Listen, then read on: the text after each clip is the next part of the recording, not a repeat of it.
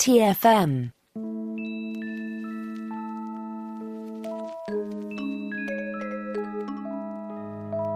Fun will now commence. Welcome back, everyone, to The Journey, our dedicated Star Trek Voyager podcast. I'm Christopher Jones, and with me, as he always is my esteemed co-host, Matthew Rushing. And Matthew, when I see you talk into that mic, my pleasure will be greater than yours.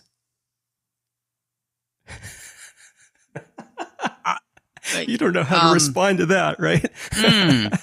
Interesting. Okay. Yeah. Well, you're welcome. Yeah, I'm sorry if that makes you uncomfortable. I just spent the weekend on Sikarians, and their enthusiasm for pleasure really rubs off on you.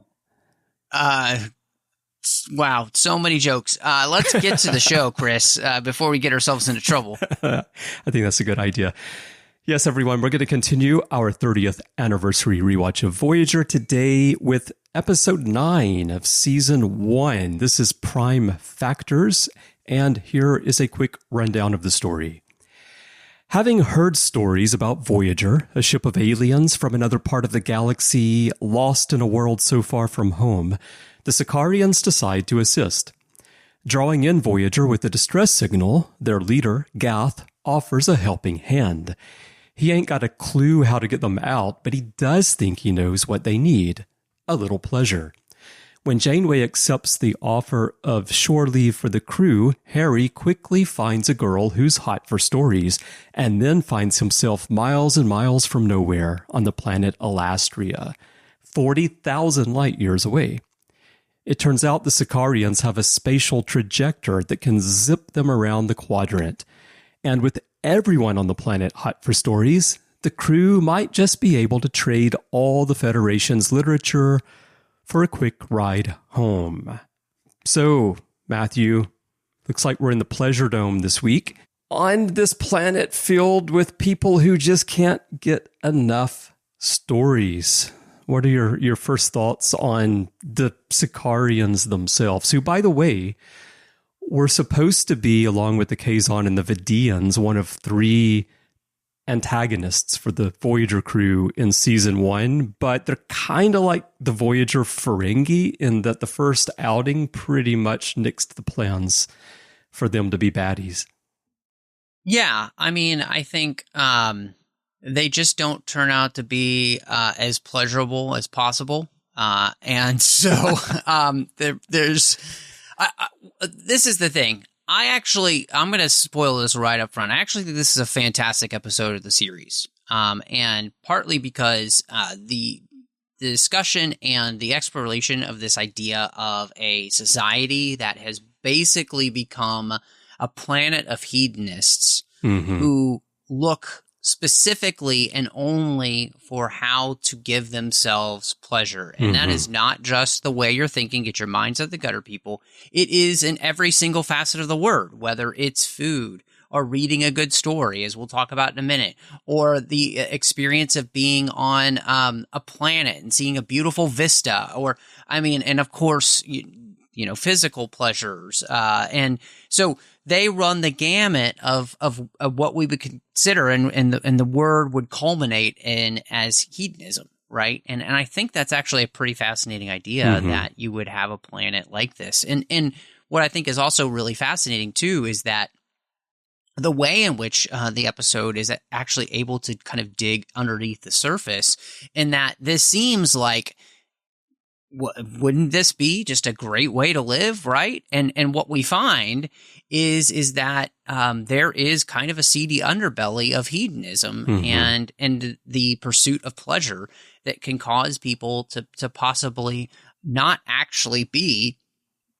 that pleasurable to be around. And so, and because really what that turns into is the very thing to which, you know, George Lucas talked about with Star Wars, right? Which is the Sith are all about selfishness and that idea of getting whatever they can for themselves, and only themselves matter. And that's kind of what we see here with the Sikarians. And I find that to actually be a really interesting idea then for Voyager to run across these people and then be faced with an incredibly kind of taxing and perilous decision for themselves as to how they are going to live out the principles they say they actually believe in. Mm-hmm. And will they actually follow them when, push comes to shove, where the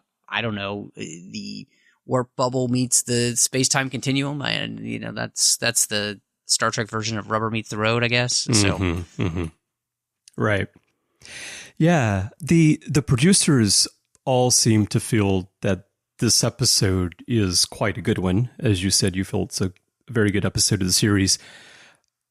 Michael Piller mentioned that he did not feel the Sikarians came off well. He regretted the casting of Gath. But what I'm trying to think of myself is I see how the Kazon work as antagonists, and the Vidians are far more interesting than the Kazon because you can actually feel sympathetic for the Vidians.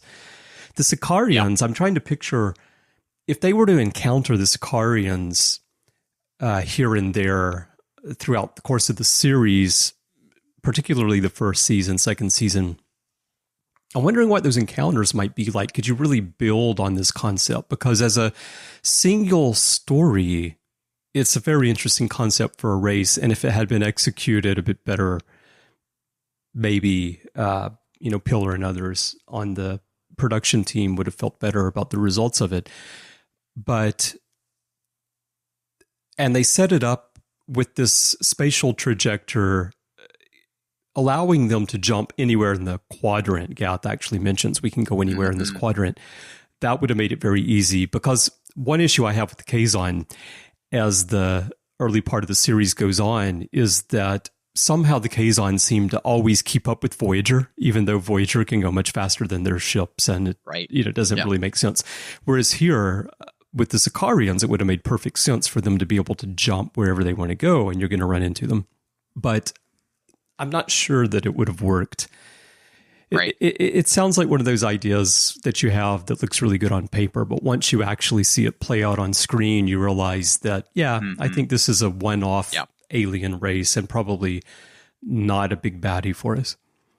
Well, and I think, I think Michael Piller actually, I hate to say it, but I think he's wrong here, because I think the portrayal of Gath is exactly what you need, which is, at first, this guy seems to be great. And then as you get to know him further and further, what you realize is that he's not, because he is a person who only cares about his own pleasure and the pleasure, I guess, that he can bring his people, but really just about his own pleasure, right? And in that, I think it's perfectly portrayed, because that's the type of character that this person, I think, would actually be. I think all of these people would actually be like this. Is in some ways like the whole discussion that we've had many times with Deep Space Nine, right? Where the question became, it's easy to live a certain way in paradise, but what happens when paradise is threatened and or taken away? And that's the very same Quark thing talks about, right? I mean, yes, when he's talking exactly. about Federation or Starfleet officers and all. Yeah. Yes. And I think, it's conversations he has with Odo, right? That really, kind of bring this up. But I think that's kind of the discussion that we actually get with this planet, right? And so I think it really, yes, they wanted them to be a bad that you could kind of continue to run into. But I think, and this is the hardest part with Voyager, and they knew this coming in, and they did this to themselves, and so they have nobody else but themselves to blame. But we're in a part of the galaxy where we know nothing or no one. And therefore, we have to create alien races every week that we're going to run into. And creating ones that you want to continue to run into, that's difficult. I think about the way in which, yes, the original series gave us the Romulans and the Klingons, right? Really the only two races that we spend more than a couple of episodes on. Everybody else, we might see them here and there, but we don't spend any time with Andorians or Tellarites or any, we don't do that. We barely even spend time with Vulcans. Yeah, You know, we have a killer dinner party with them, though. it's true. Very, absolutely. Be careful. You never know what's going to happen. And then, TNG, right? They also were kind of running into this because, well, they didn't really want to lean into previous villains. And in the first few seasons, they lean a little bit more into the Romulans than the original series did. But oh yeah. So again, you did this to yourself. And so therefore, to find that kind of like lightning in a bottle alien race that's going to work is very difficult to do. And these were clearly not going to be them. And partly because I think it works best as this standalone story where they don't want to mess with Voyager anymore because they're not warriors. They're not going to come after us because we won't give them stories or whatever. And we can't, in the end, use their technology anyway. So it becomes a moot point. Yeah. I don't know how else that would have come off. I think could just see Voyager receives a distress call from some other planet, and they're like, "We're being attacked. They're downloading all of our literature. Can you please help us?" Exactly. They're stealing all of our movies. And so our books all our are gone. Programs. We didn't even ask if they had holodecks. We could have given them all sorts of programs, but Quark would have had a field day there. So I really think that this comes down to. And it might be the place where the episode maybe is a little bit weaker than it should be. And partly because I think they probably needed to focus just slightly more on the discussion and the kind of portrayal of a pleasure planet. One that's fully devoted to pleasure. People go to Risa, which is, a holiday planet, a pleasure planet. But most people don't live there, right? They go there for vacation and then they go away. These people basically live on 24/7, 365 Risa. And what that's like and who that creates as a society, I think is an incredibly interesting discussion. And I think a salient discussion for the world in which we live, because I think we live in a world that is rife with people who are so driven by pleasure and so averse to hardship that creates a lot of the problems that we kind of have in our world, because people don't know what to actually do when they actually hit hardship. And so, that's the whole discussion. Like, I feel like if this episode was written today, that might be more of the type of thing it might be discussing. If it were written today. Yeah. But I think in this story, I think the extent to which we see the pleasure planet and the fact that these people just care about pleasurable experiences, I think it's enough for this individual story. So when I was asking, well, what would you do with the Sikarians? I am thinking more about if they had used them repeatedly, what would you do with them? And this story, I think it's enough to make the story work, because really the two key points here are about the Prime Directive. So as Janeway says in the episode, it's the first time that they're on the other side of the fence here, where Starfleet is very accustomed to citing the Prime Directive when someone asks for help and saying, I wish we could, but our rules say we can't. And that's all fine when you're the one who's upholding a principle and you're not the one who's in need. But when you're on the other side of that, it feels really different. And here, they're in a situation where someone has something that could potentially really, really help them. But the canon of laws says we cannot help you. So that's one part of the key discussion. And then the other part is something that Seska talks about a lot, which is what's more important, our principles or getting home? And what's the primary mission? So Janeway's primary mission that has been set is to get the ship home. So once you do that, other people on the crew, even Tuvok, start to interpret that as, okay, well, if that's our primary mission, what do we need to do to achieve that mission? So these things, the prime directive canon of laws and principles versus getting home, is really the core of the story. And I think that the portrayal of the Sikarians and their pursuit of pleasure is strong enough here to put the sides against one another and then allow a lot of internal discussion on Voyager about how they should approach the situation.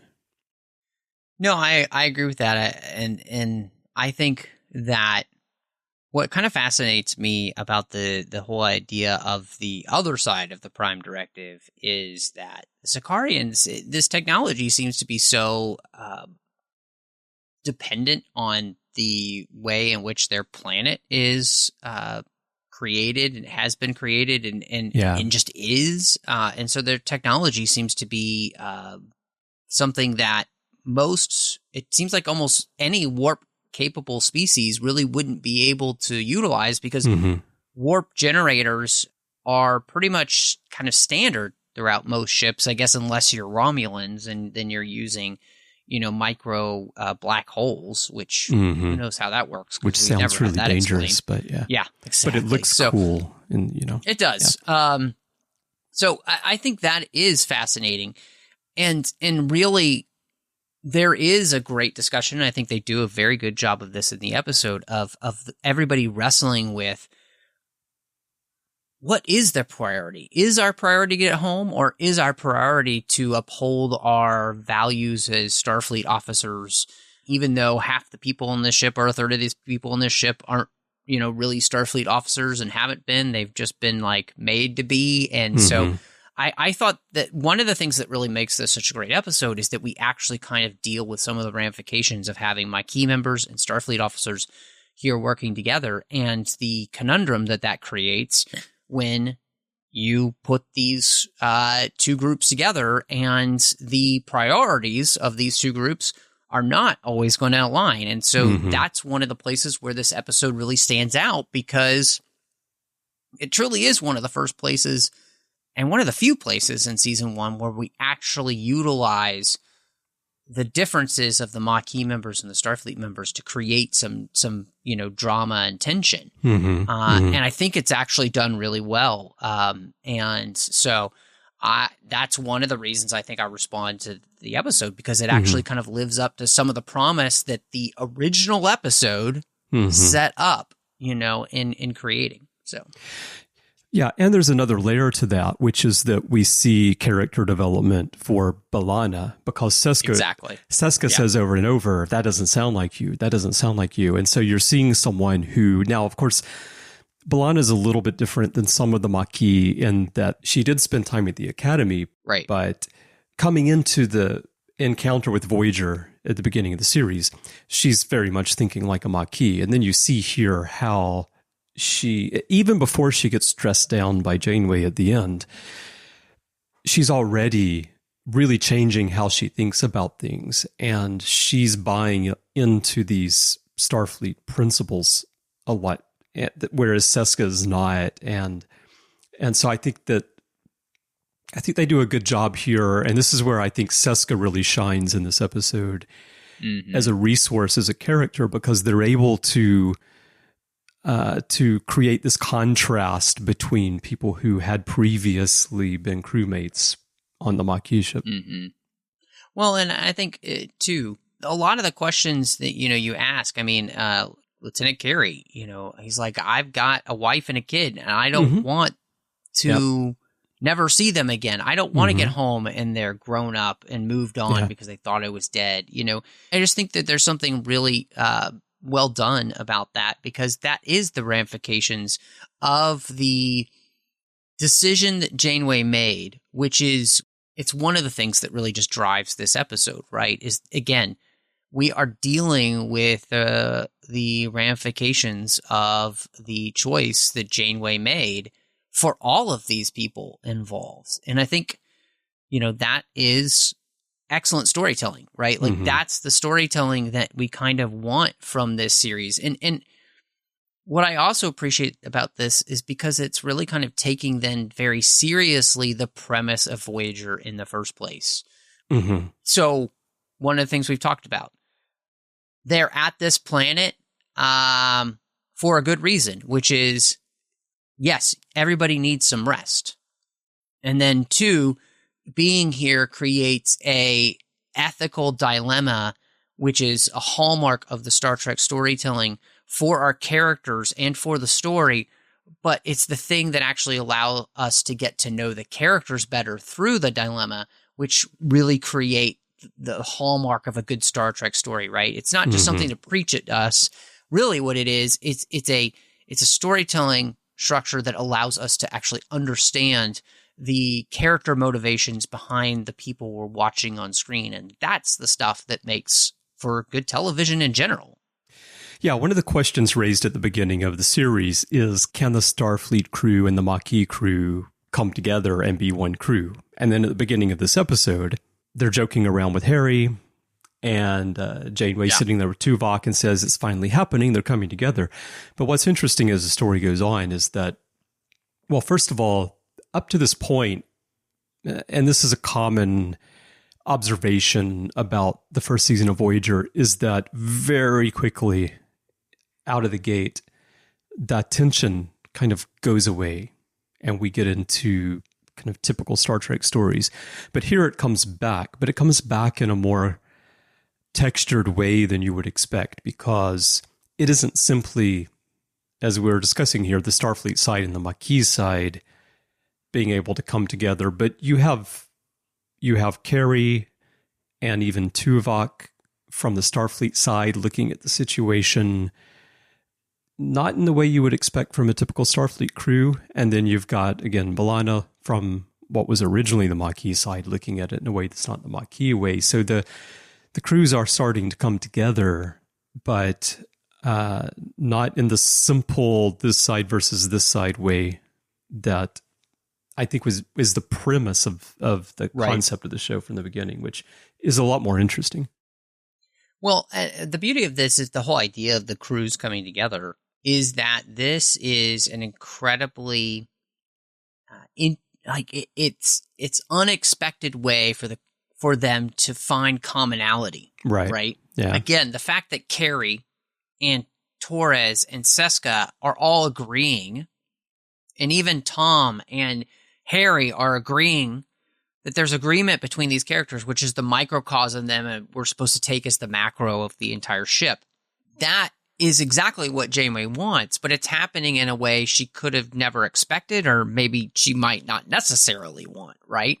And yet that's kind of the beauty of the story. And so I think it's again, it really goes to show that by creating this one-off villain of the Sikarians has given the opportunity for us to grow the characters together in a way that only takes, 42 minutes. And that is actually pretty impressive writing because it feels real. It doesn't feel forced, right? Even the beginning, because there's been this budding kind of friendship between Harry and B'Elanna as like she's the older sister and he's the younger brother type of thing. The whole naive younger brother. Yes, exactly. And I mean, that comes off with his blowing it with one of the Delaney sisters, which nobody's surprised about. And that whole thing creates that, and you can tell, again, this is something, they've been on the ship for months now. And so this stuff has been brewing. And then this moment of kind of one more, I hate to use the word like, I'll say trial, right? This trial of ethics pulls them together in a way they could have never expected. And so again, I just really like that. I think it's one of those things as I was watching the episode, because I don't quite remember many of these episodes verbatim. I was like, oh, this is good. This is good. And the whole time I was just kind of really leaning into the story and very much enjoying what they were doing. And I think in part of that is kind of what I said before. It really feels as though this episode truly leaned into one of the promises of the series, and it found a way to actually deliver that in a way that felt very organic, very real, and very visceral then for these characters. Well, you said it pulls people together, kind of like Wesley Crusher's superconductor magnet from the Dauphine, right? Because that prop, you had to bring that up. Well, that prop is actually used in this episode as the spatial trajector. So yes, the connection. Yeah, they just had it lying around. You know, might as well. Yeah. Going back to the technology, as I'm getting close to the end, I'm thinking again, if I'm doing a first watch through, look at it from that perspective. They start talking about, as you mentioned, how this technology works, and it relies on the fact that Sikaris as a planet has a 20-kilometer thick layer of tetrahedral quartz, and that's what generates the energy source to allow the trajector to work. Okay, so that part's fine. I mean, that's a case where, because of the properties of a particular planet, a civilization might be able to create a technology that other people cannot create. But I'm also wondering, and I even went back to see, is it explained and I missed it? And I don't think so. When they actually use it and they travel to somewhere like Alastria, 40,000 light years away, how do they get back? How are they able to actually trigger? Because it doesn't seem to be set on a timer, because Udana wanted to hang out as long as possible with Harry for stories and other things. So how do they get back? So I'm thinking, well, how does this work? And then they get into the whole thing about anti-neutrinos, and so it would never be compatible with Federation technology, and it would only be useful on or near the planet.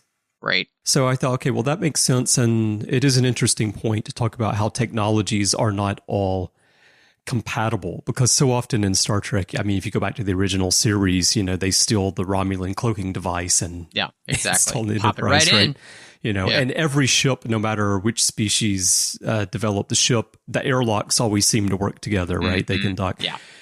But then, you know, we were talking on the other side of the quadrant before we started recording about Picard, the series Picard, and I mentioned there's actually a connection to the first season of Picard and this episode, and that is on the artifact, the Borg cube that the Romulans are working on.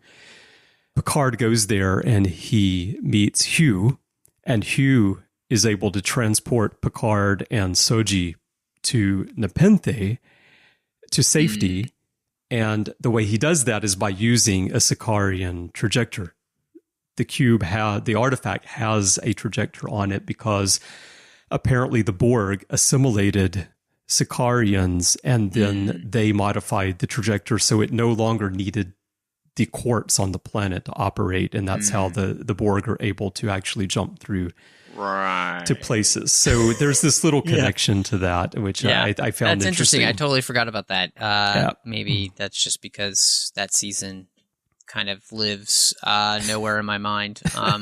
But it's up on the shelf behind you there, right? Actually, it's actually the only season of Picard I don't own. Oh, really? So I have the other two, but I don't have that one. No, that's interesting. I would have rationalized that as that they have a communicator that they just chirp and be like, hey, I want to come home, and then they pull you home because that seems to be the only way that would honestly make sense. Yeah. So. Well, if it were me, if I were doing the costume design, I would have Udana wearing like a little quartz pendant on a necklace and some quartz earrings. Oh, okay, yeah. And then that's how she would get back. And don't worry, it doesn't very stylish. It doesn't do any brain damage. Don't worry. You know, having all that dangling around your head as you transport 40,000 light years. I'm pretty sure that's got to be the case. Totally safe. Totally safe. I mean, sure, Chris. You know what? I'm sure it's fine. So we got to talk about Harry and this beautiful alien woman who whisks him away alone. And she is very interested in him. And, you know, they are feeling the summer breeze makes me feel fine. blowing through the jasmine in my mind. I mean, it's the they are quartz in her mind. Yeah, actually, they're feeling the euphoric winds of this planet and everything. And the moment she mentions that how they transported and where they are, Harry's got a one-track mind, and it ain't on that. And so well, he's like, I can do this complicated math on the fly. Let's see. Exactly. It's 2 billion miles from your sun to your planet, and we're 40,000 miles away. Yeah, like show off. It was hysterical. Like this whole thing, just it was. They had set up right that Harry is just a doof when it comes to love, he couldn't wait 5 minutes. He had to go and talk to the captain, which I just thought was pretty hysterical. And the funny thing is too that when they arrive back on Sikaris, just before that, Janeway had almost kissed Gath, and she's like, stopped, and what's going on here? She's kind of in that situation somewhat similar to what Harry was in. But Harry's the one that runs in and is like, Captain, they've got this amazing technology. And just kind of like watching Janeway sit there, you could again see the contrast between these two people and how they're... Yeah, Gath was not excited to be, Gath's like, God damn trajector again. He's... Why is everyone so... Do you know how many times I've almost kissed and then it's fallen apart because of the trajector? Oh my gosh. God, you done? I told you, stop taking people to Alastria. This captain's beautiful, and anyway. Harry doesn't just ruin his own chances at love, he also ruins Janeway's. The most... all kidding aside, though, the other thing that we get here is these people's love of stories, which them desperately seeking stories to entertain them, I think is interesting, right? And in many ways, I guess it is kind of a subtle commentary on this idea. And goodness, isn't this even more salient again today than it was then, about people being so enraptured with shows, movies, social media, but not books, and all, because that requires effort to read, Matthew. Yes, it's true. But all of these things that can allow us to kind of get sucked in and get lost outside the real world and into a universe of our own making. And I find that to be really interesting, because Gath's response to Janeway is the same response that we see now. The moment that you pull somebody out of their supposed reality that they've created and block their pleasure, they become angry. It's the first thing. Look everywhere. It is why we see so much anger, is because people do not understand that life is not just about doing whatever you want, whenever you want, and nobody else getting in your way. That's not how life has worked ever. And it's only, within the last, I think, 40, 50 years, and especially the last 20, where people have really started to believe that all of life can be only what I create it to be, and anybody that gets in the way of that should be destroyed. And my first response to anybody who breaks that, bubble, they should be destroyed. I should be really angry at them. I mean, that's fascinating. And so that's one of the places where I found this episode to... this is the very first episode of Voyager so far where I have truly found it to be incredibly thought-provoking in the way that the best original series episodes are, the best TNG episodes are, the best Deep Space Nine episodes are. This is the first one that I think is actually that way, and mainly because the more you start to dig into the episode and the way this race is created, the more interesting and seemingly relevant the story actually becomes. And that again, it's great writing. Well, Janeway tells Gath, I was just trying to illustrate the difference between us, and he says, I don't enjoy being judged like this. It's very upsetting, not at all pleasurable. And doesn't that sound like so much Yes. of online discourse these days? Like if anyone sounds hears, like everyone in the world these days. If someone hears something that isn't exactly what they think or how they view a situation, they get very upset, right? Like you can't illustrate differences anymore. So, you know, like diving into stories and in our own world, people being so loving to get lost in TV shows or movies or things. Like I get it on one level, because when so much bad stuff is happening in the world around you and you feel so helpless to have any influence over it, it is understandable to want to retreat into some world that at least you find pleasurable. But at the same time, it's sort of a self-fulfilling, well, it's not a prophecy, but the situation, like you're also fueling the situation by disengaging, right? Because then you allow the people who are changing the world or destroying the world as you want it to be to do their thing, because the disconnect, like I'm just saying here, you know, Gath doesn't want to talk to Janeway because it's not pleasurable. And therefore things just continue to get worse and worse. Yep, 100%. I mean, it really is, you know, kind of, it's just one of those things where I love the way you said it. What he says sounds like something you hear every single day on every single forum. Mm-hmm. And it's not just forums, and it's not just online, but you hear people say it in real life, and you're just like, this, you know, again, there's this sense of reality creation, and the moment that you block my reality, my first response is I'm just going to take you out, man, because like this is you know, how dare you, and I find that to be it's obviously sad, but it's interesting that the Voyager writers had actually pinpointed this so much earlier than, you know, we're kind of dealing with it now, which I find to be really fascinating.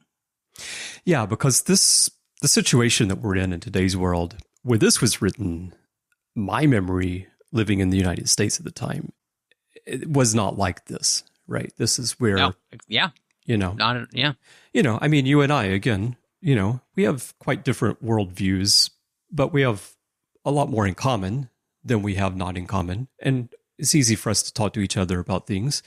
And that's how it used to always be, right? I had plenty of friends I talked to all the time back at the time this was written like that.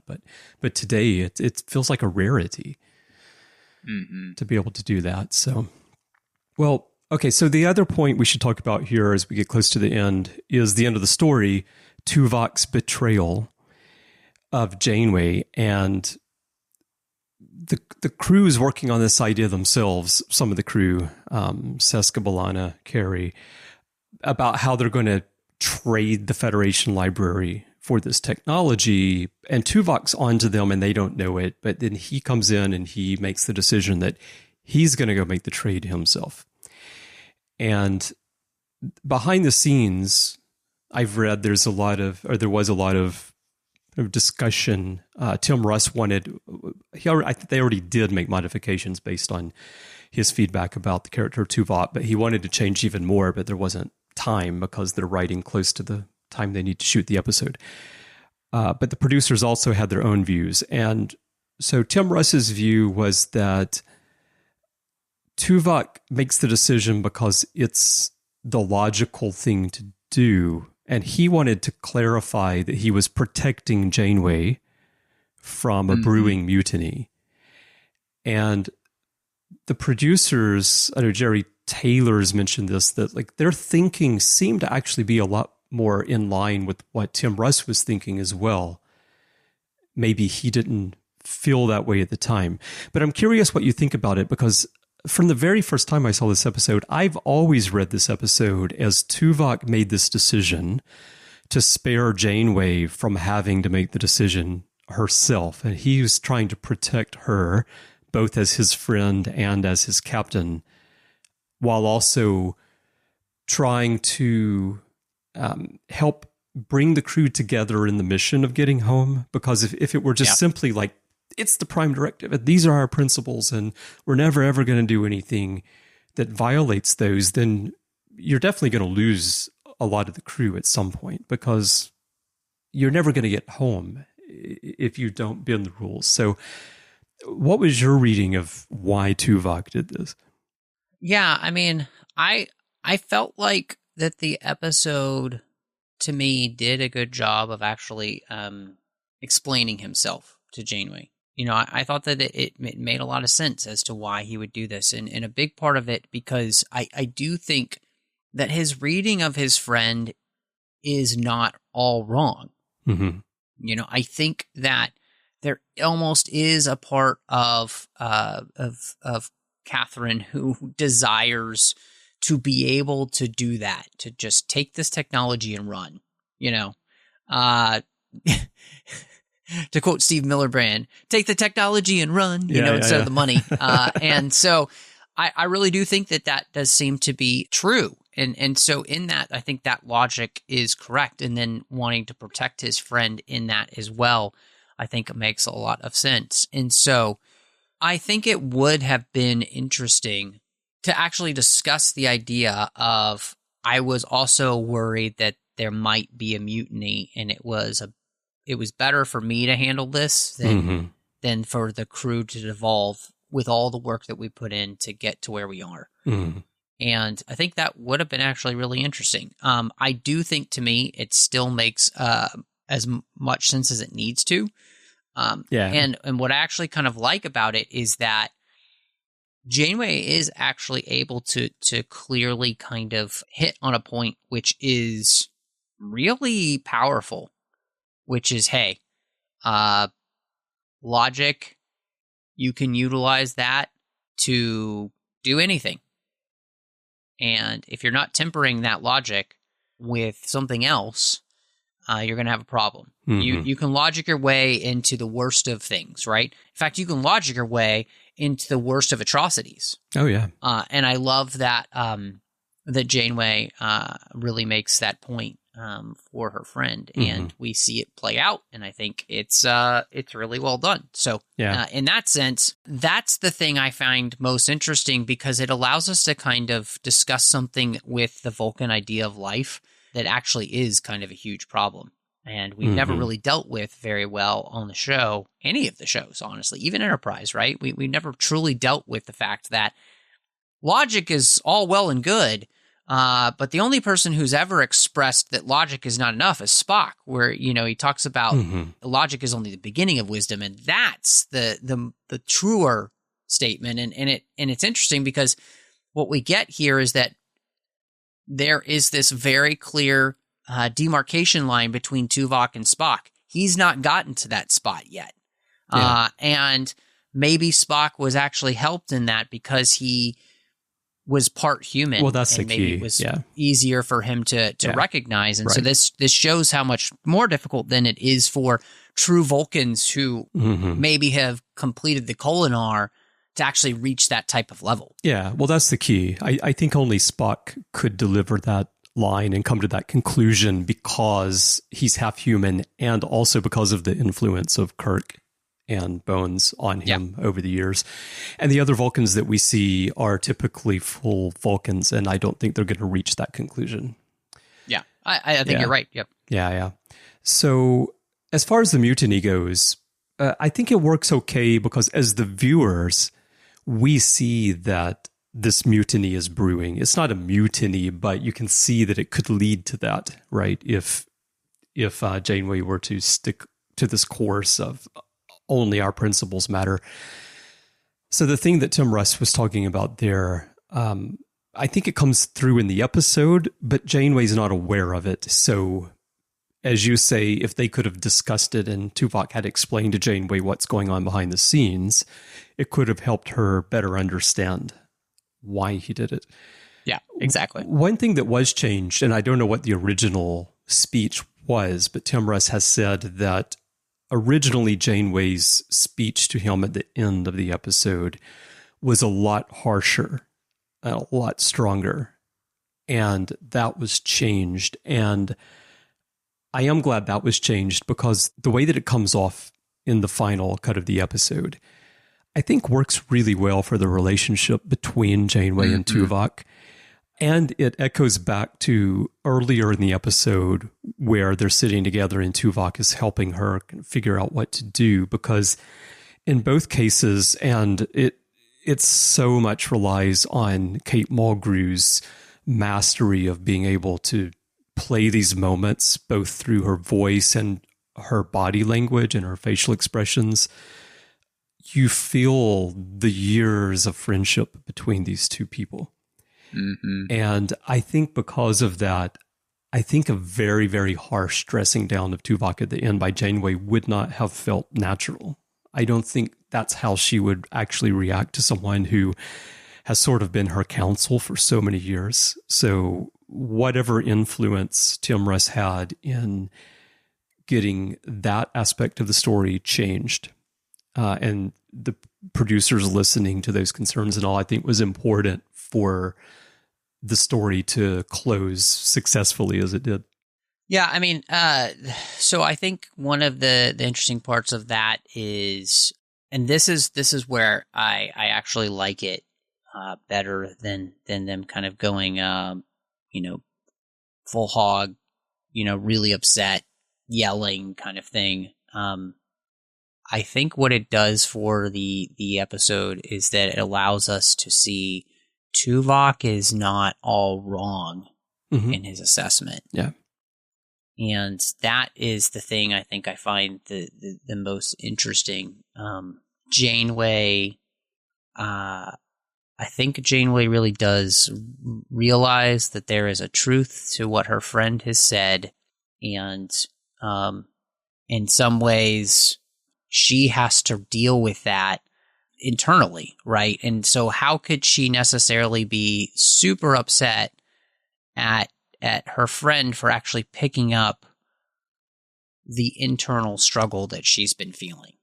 And so that's the thing I think that really makes the conversation that they have feel so much more legitimate and real, because again, this is one of those places where I think the episode does such a great job of creating a lot more nuance than just making it easy, right?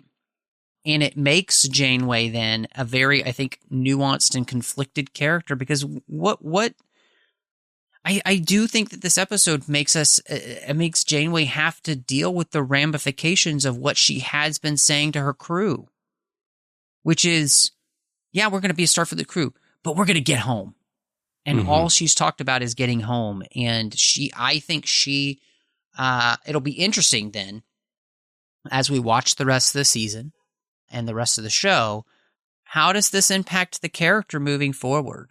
Does Janeway become somebody who seems to be slightly less obsessed maybe with getting home, and a little bit more dedicated then to the Starfleet ideal? Or I mean, is there any changes? Is there not any change? So I think that's a really interesting question then to be able to have the episode ask us. And so, I'm kind of excited then to be able to deal with the rest of the series then in that way.